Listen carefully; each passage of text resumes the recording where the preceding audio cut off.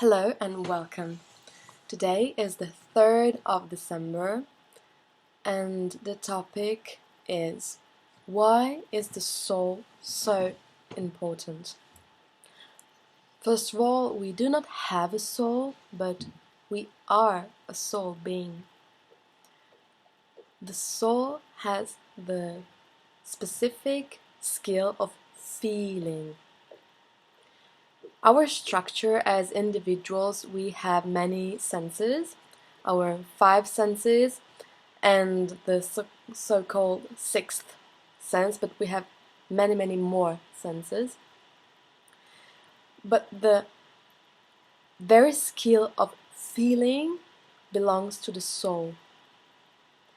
If we do not feel, we cannot feel the joy of feeling alive while being alive instead of just getting by, which is very different.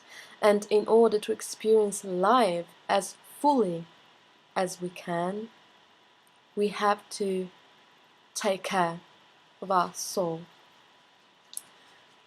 Our soul has the power to propel us, to activate us, or to deactivate us. It's like the button room, it's like the headquarter of everything. You can take care of the body, you can take care of the mind, but if you do not take care of the soul, every work you will be doing will have a very volatile and temporary effect without actually healing really anything and resolving anything. Why do we have to take care of the soul? Because otherwise we will never reach the core sorry, of our essence, because the very essence of ourself is our soul, with our spirit. We are monads. It's like the soul and the spirit put together like that make our very core essence. If the soul is not feeling well and kind of detaches herself from our structure, we would feel more like zombies instead of flourishing creatures partaking to the creation. Everything that is alive is a soul. Then we should go in depth, and this is not the case to do that now. If we would like to see much more in detail how the souls structure themselves in the different kingdoms, the mineral kingdoms, the vegetal kingdoms, the animal kingdoms, and the human kingdom. But that's another topic that maybe I will address too in this series of videos. What happens when we experience traumas? When we experience some traumas, when we experience wounds, when we feel wounded, we feel wounded. So we have to feel in order to feel bad.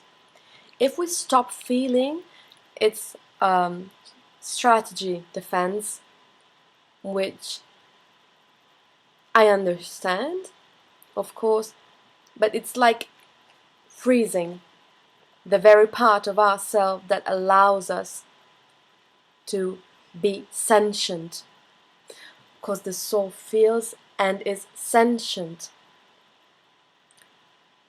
If we start an awareness path, it's the first step we can take, but the second step, and has the utmost importance, is to become conscious of what we are. When we become conscious of what we are, our soul unites with our present personality, or you can call it I, our individuality. And when we are conscious, we feel inside, in a sentient way, who we are. I will repeat that. When we are conscious, we feel inside, sentiently, who we are. When you are aware of something, you will be mostly aware in your head, a bit up there. But when you are conscious, it's because you have experienced that. And only if you have experienced a certain thing, then you can transmit it through your heart. Otherwise, it does not really belong to you. So it's very difficult to convey the message of that very thing if you have not experienced it.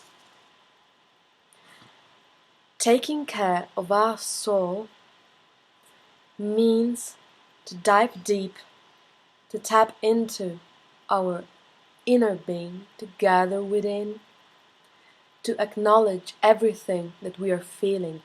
Do not stop feel. Do not stop feeling.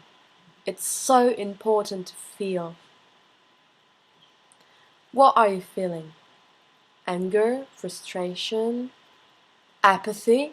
Because even if we do not feel anything, if you kind of feel apathetic, you are acknowledging a sort of blockage in your feeling scale capability, and it's a good starting point.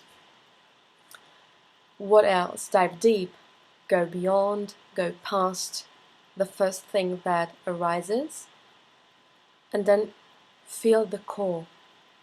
Whatever it is, it's really so important. There are many spiritual strategies that allows you to feel very fresh. Let's say fresh.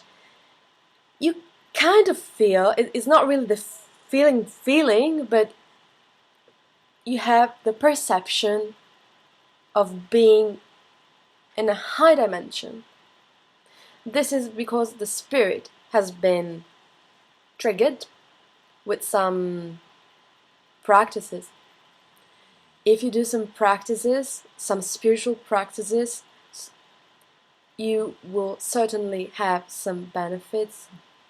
But if you do not take into account your soul, eventually something will occur and will not quite work out the way it was meant to be very originally.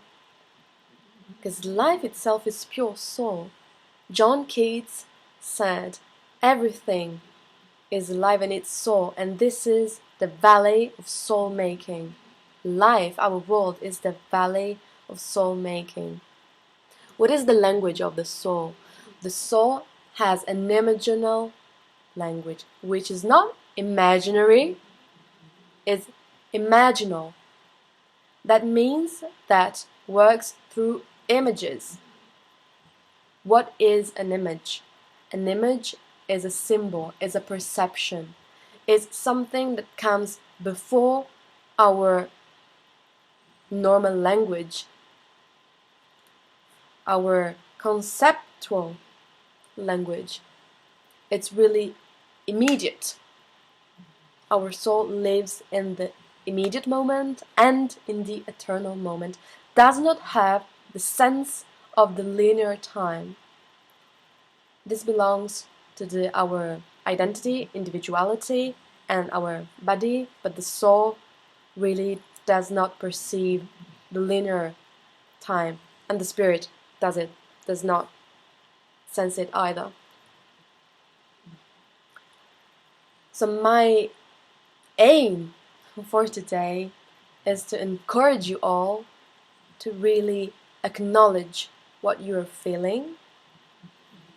Do not try ever to escape it, but welcome it. If you welcome something, you prevent it from going underworld and acting from your subconscious.